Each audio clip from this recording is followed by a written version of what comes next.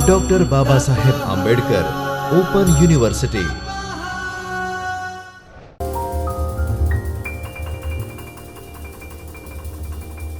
नमस्कार मित्रों, मेरा नाम डॉक्टर विरल पटेल है। Doctor Baba Saheb Ambedkar open university Ahmedabad के चेतन स्टूडियो में आप सबका स्वागत है।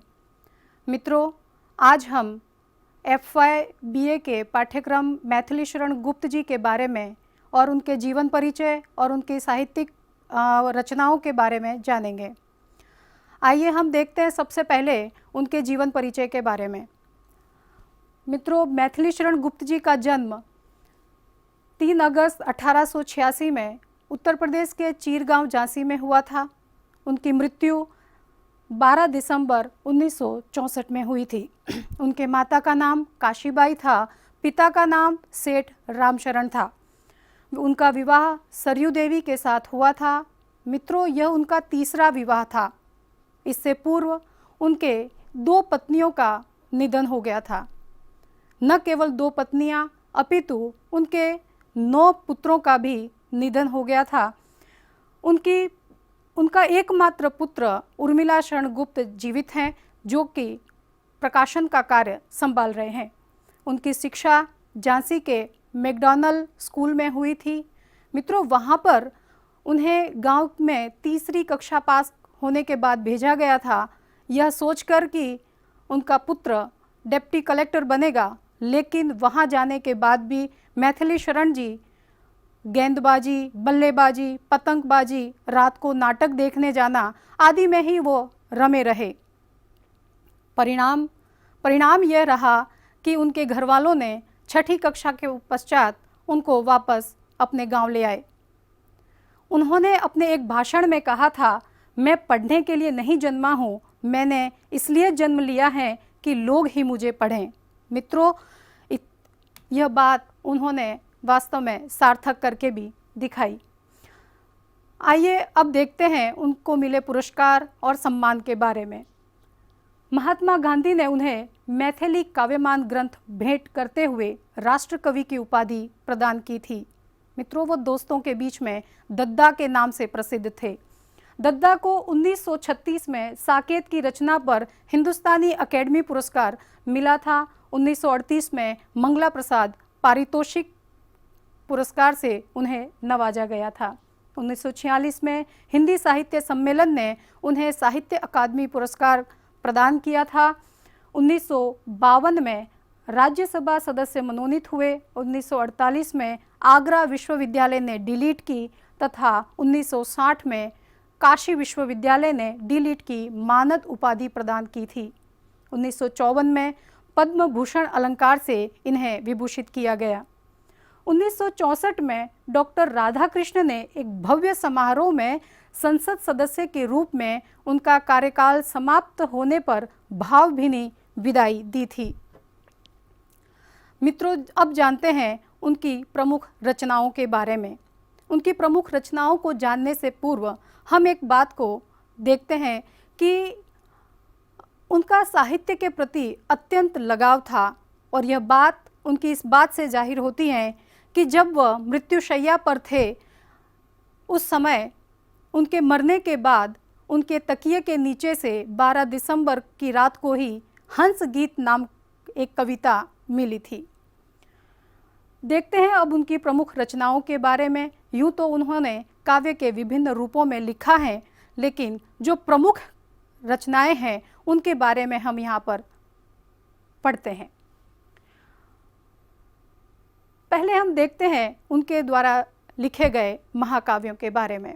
साकेत की रचना उन्होंने 1931 में की थी और रामचरितमानस के बाद में हिंदी साहित्य के अंदर राम काव्य का यह दूसरा स्तंभ माना जाता है। डॉक्टर नगेंद्र ने इसे जन काव्य भी कहा है। इसमें कुल 12 सर्ग हैं। दूसरा महाकाव्य है जय भारत। 1952 में लिखा गया यह महाकाव्य महाभारत के प्रसंगों पर आधारित है। अब देखते हैं हम उनके खंड काव्यों के बारे में। उन्होंने अनेक खंड काव्य लिखे हैं, लेकिन उनमें से जो प्रमुख हैं उन्हीं के बारे में हम यहाँ पर उसका अध्ययन करेंगे। सबसे पहले लेते हैं रंग में भंग।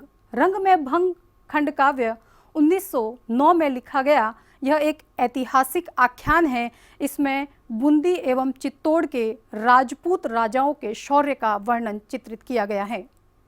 जयद्रथ वध 1910 में लिखा गया यह खंड काव्य महाभारतीय आख्यान तथा अभिमन्यु के शौर्य तथा जयद्रथ वध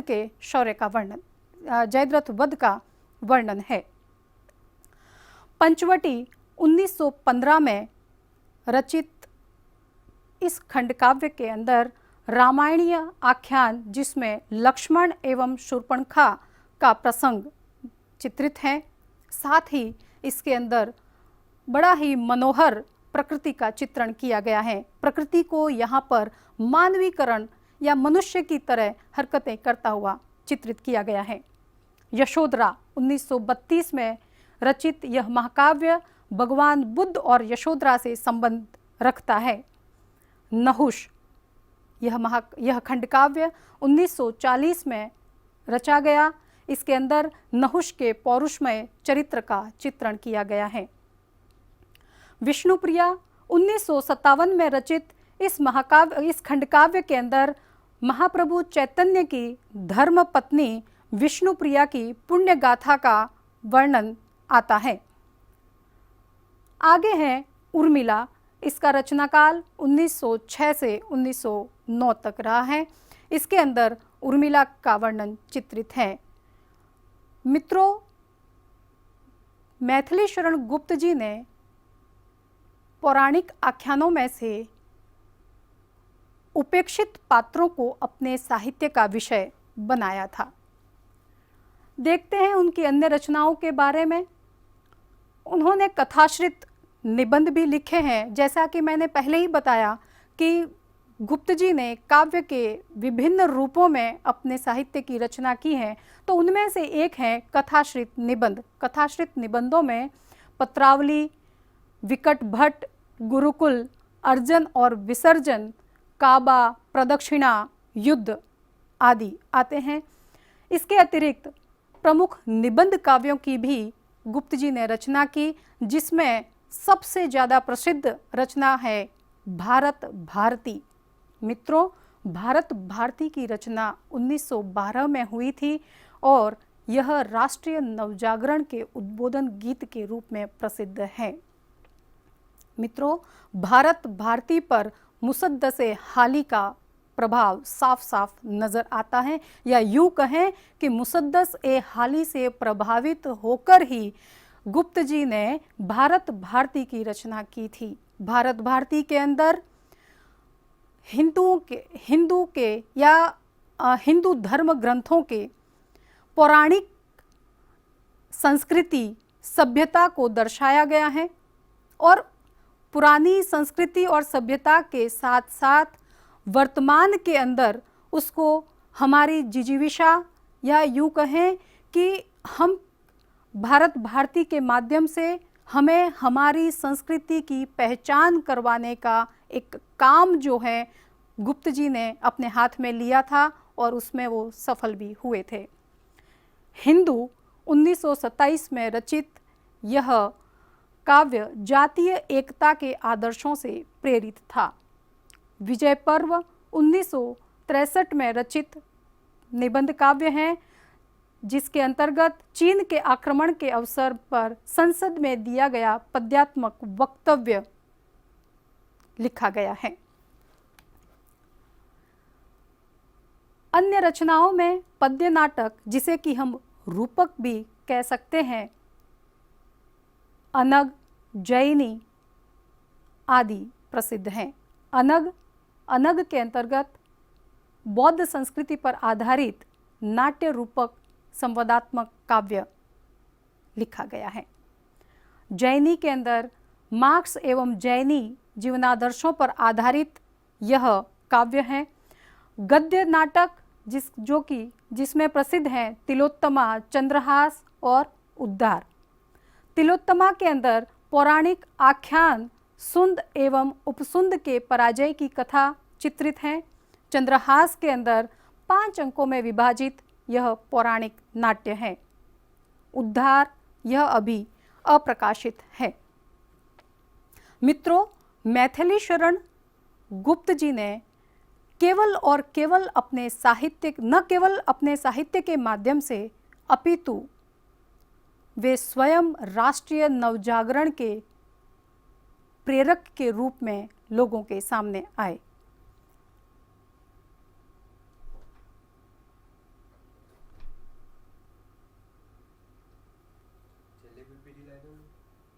बस आज है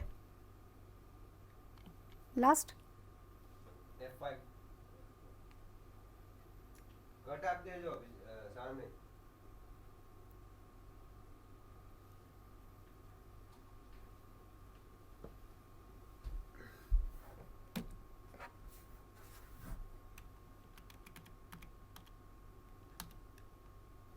આટલાથી સમજાય ને પાછું ઓકે।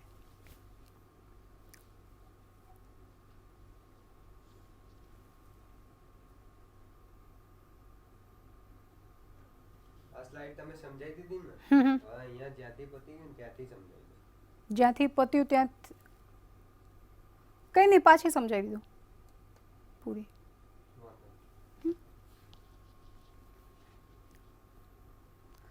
मित्रों, आगे देखते हैं पद्य नाटक, जिसे हम रूपक भी कह सकते हैं। पद्य नाटक के अंतर्गत अनग और जैनी उनके प्रसिद्ध नाटक रहे हैं। अनग की रचना 1925 में हुई थी और इसके अंतर्गत बौद्ध संस्कृति पर आधारित नाट्य रूपक संवादात्मक काव्य शामिल है। जैनी 1950 में रची गई। इसके अंदर मार्क्स एवं जैनी के जीवनादर्शों को शामिल किया गया है। इसके अतिरिक्त इन्होंने अन्य पद्य नाटक भी लिखे, जिनके नाम पृथ्वीपुत्र, दिवोदास, लीला आदि हैं। गद्य नाटकों के अंदर उनकी 3 महत्वपूर्ण कृतियां हैं, जिसमें कि तिलोत्तमा और चंद्रहास प्रमुख हैं। उद्धार अप्रकाशित हैं।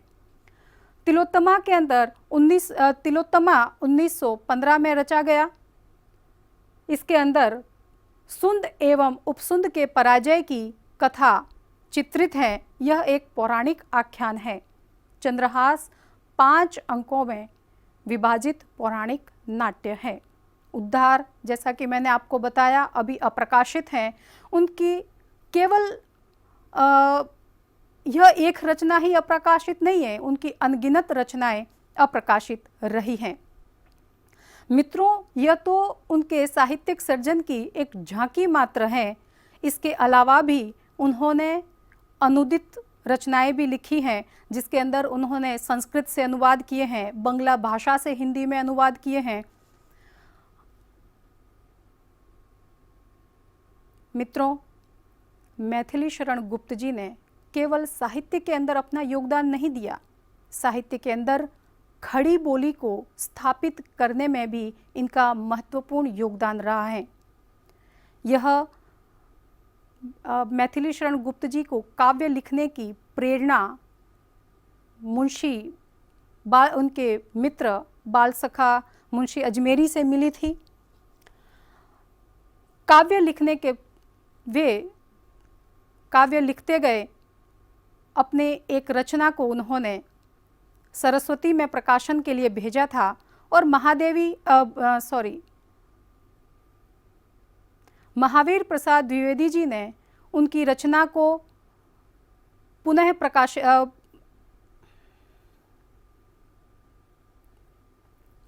महावीर प्रसाद द्विवेदी जी ने उनकी कविता को